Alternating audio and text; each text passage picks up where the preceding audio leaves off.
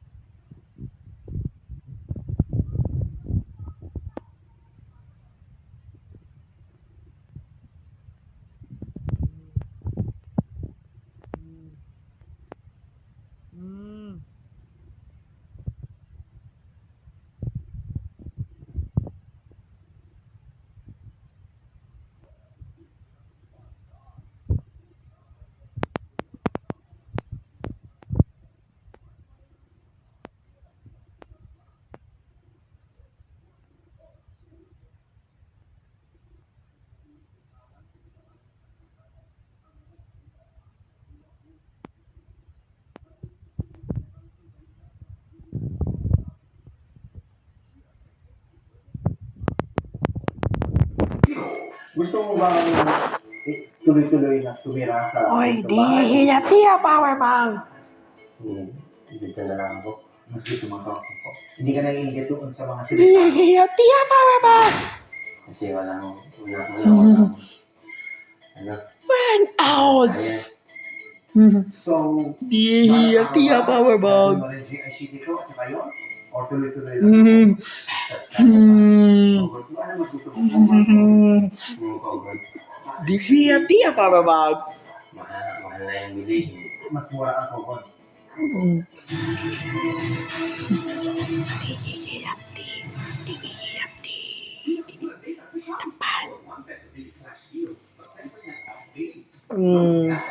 Mendol, hindi siya apektado. Yung sabi ko na ni-renovate ka na kasi medyo may bisak. Pag malakas ang bagyo, okay lang. Saan tulugan ninyo? Yan sa taas. Sa malaki. Okay, ito yung Di kusina. hiyap tiya power bang. Malakas ang bagyo na kailangan talagang ayusin. Oy, di hiyap tiya power bang. Yung bagyong talagang malalakas na pumupunta dito. Ano? Basta nakatali Hiyap siya. tiya power bang. Pag di ka nagtali, wala baka lilipad din. Ang bubong. Di hiyap tiya power bang. Ang dingding, yung mga bato, okay lang. Nakatayo siya. Eh, GIC ka, di ba? Ito Ay, di hiyap tiya power bang. Pero ginawan ko na lang ng GIC. Nay power bang. Tungkol pa rin. Yung kusina at saka yung ito, tungkol pa rin yan. Saka dito sa sala, tungkol pa rin. So, balang araw ba, gagawin mo rin GIC dito at saka yun? O tuloy-tuloy lang ako? At kaya pa. Kogod ko, ano mas gusto mo? Kogod o ganito? Yung kogod. Kasi una pa, mahal na yung hindi. Mas mura ang kogod. O, saka ano, may pinapatutubuan naman ako na kogon. May alamin kayo? May walang buto yan. Kung saan na lang tutubo yan, alagaan mo na lang. Pero ikaw may-ari mo? O alam mo lang kung saan? Sa amin po. Sa inyo? May lupa kayo sa bundok po? Iniwan ng lola. Sino pinagkukunan nyo ng kogon? Opo. So wala nang gastos. Puputulin nyo lang. Ito, pinagagastosan nyo pa. Yung yan. Bakit? Kung meron kayong libreng kogon, Holy Severino. Ang Holy Severino. Ilagay dyan kasi yung una-una yung puntahan ng tubig. Makapasok saan. Kung kogon, hindi mo makokontrol kung saan Tubig. pupunta ang tubig. So, kasi, ikaw,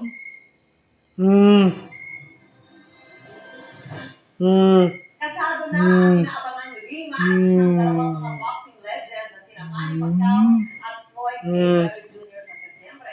Nakapuntok si Dano Tincuco. Dano Dindongko.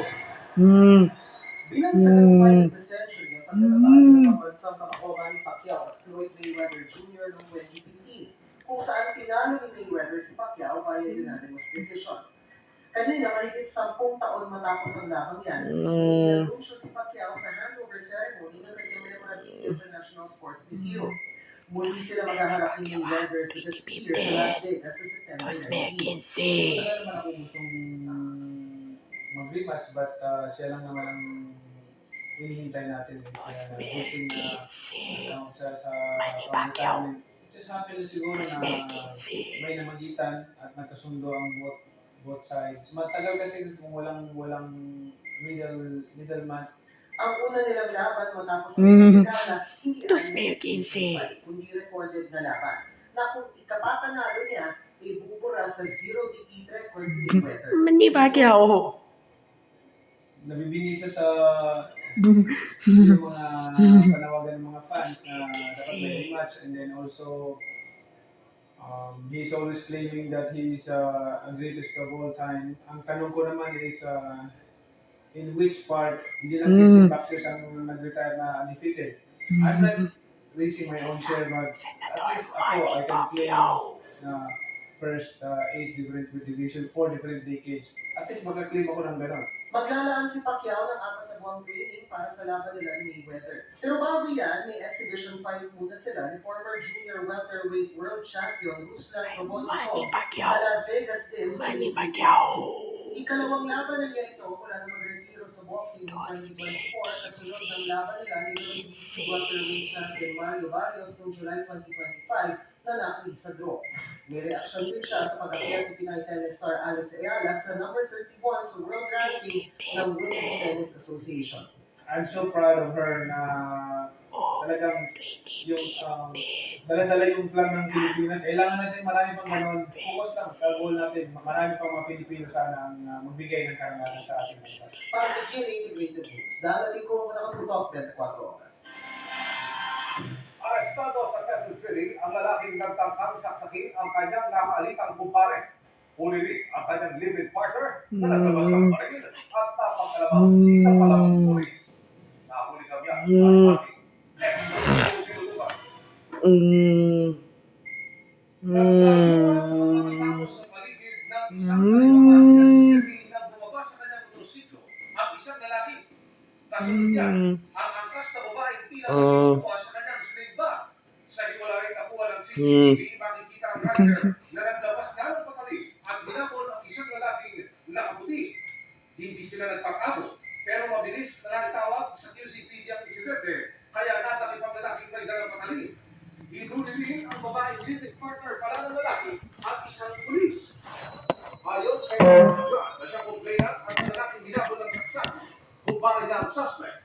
Lumala daw ang kanilang kinigan na nagpugat lang sa simpleng tampuhan ng giyain at paringgan na siya sa social media ng kumpara niya. Magtrabaho daw po ako, ganito, para raw ano ko raw yung mga anak ko, matikman daw ng mga anak ko yung mga pawis ko, ganito, tapos magugas lang daw ako ng pinggan. Ang sakit po sa kalooban ko dahil wag mo ako pagsalitaan na gano'n, hindi mo naman ako pinapakain. Gusto na rin niya talagang kausapin ang kumpare, pero nauna lang pag hindi nila sila nagpag-isip ang barangay na bayan. Nakita ko, biglang bumulit po sila ng parada, tapos biglang bumulit po yung agad po ng panaksak itong lalaki nito. Itong babae naman po, biglang po bumulit ng baril. Ngayon po, nakuha po ako ng maliit na moto, saka na po siya tumigil. Nasa kustudiya na ng PCPD ang masak. Ilalim na sa inquest. Nasa pangangalanan na rin ng pulisya ang baril ng inireklamong puliskuman. Patuloy namin sinisikap na makuha ang kanilang parin. Ang QCPD naman. Hindi naman muna magsasalita. Kanyawa. Ito yung talagang lalaki nito, mahilig po talagang mag-post para po Birthday kasi Brio. para malaman niya ang tama at mali. Para sa GMA Integrated News, Emil Suman, nakatutok 24 oras. Ibe water be Gandhi. Give. Nagpabot ng si Vice President Sara Duterte. Pure. Ay, sweet. Para sa pag-aanda at pagkakita ng kumpiyansa sa confirmation of charges sa ICC. Nakatutok si Rafi Tima. Ay, ICC. Para sa mga pinagyo sa Iligan, tinanong si Vice President Sara Duterte kaugnay ng ng confirmation of charges ng International Criminal Court o ICC laban sa kanya si Pangulong Rodrigo Duterte. Anya, ilang tips pa lang niya online. Bago ang hearing ay gusto niya sana makausap ama, pero hindi mo siya kinahagal dumalaw. Papasalamat ako kay Atty. Pacman at sa buong legal defense team ni dating Pangulong Rodrigo Duterte sa kaso niya sa ICC sa kanilang paghahanda at sa pagpapakita nila confidence na walang evidence na ginawa ni dating Pangulong Rodrigo Duterte ang mga sinasabi. May payo naman siya kina Senators Tato de la Rosa at Bongo na ipinisita ng prosekusyon bilang co-perpetrators sa independent front war. Magandang depensa nila at panahanda nila ay gumawa sila ng abogado nila na meron alam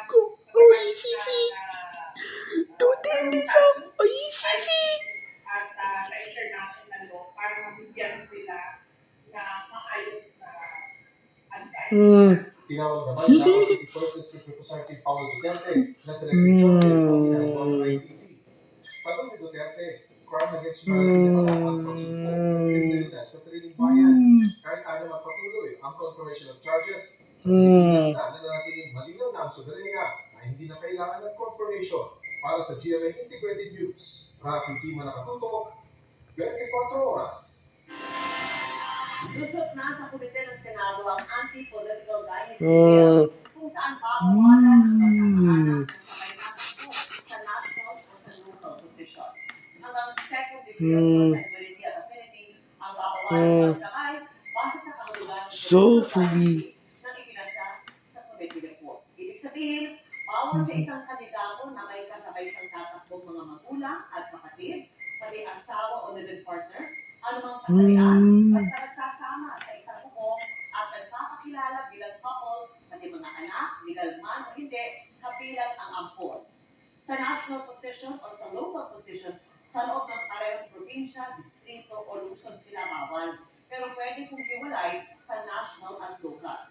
12 senador na miyembro ng komite ang pumirma sa committee report, kabilang ang may mga kaanak sa politika. Isinalang na rin sa plenaryo ng Senado ang anti-political dynasty bill.